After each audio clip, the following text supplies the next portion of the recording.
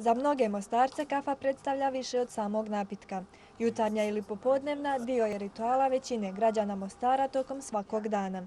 Neki od njih više preferiraju espresso, dok neki ipak vole ćefiti uz domaću kafu. Pa znam da prosječni Mostarci više piju neku espresso kafu. Znači više ovi ljudi koji uživaju u ćefu na neki svoj sopstveni jak način više vole ovu domaću. Jel? Pa ima ljudi zainteresiranih za ovu domaću našu kafu, pogotovo kada im nešto nekako to prezentirate na neki interesantan način. Posebno od same kafe moje se razlikuje u tome što ja nju ručno biram i prebiram, tako da sam začetnik tog nekog ćefa nečijeg. Osim kafe, mnogi građani vole uživati i uz druge napitke.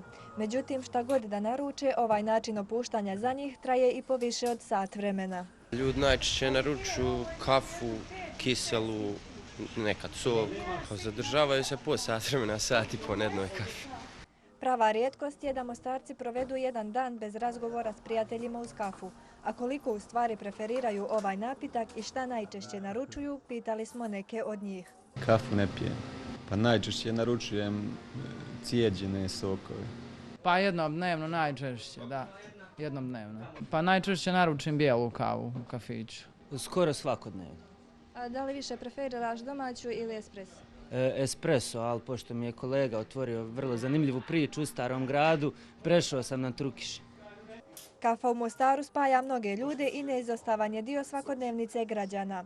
Po svemu sudeći, tradicija ispijanja kafe u ovom gradu trajet će još dugi niz godina.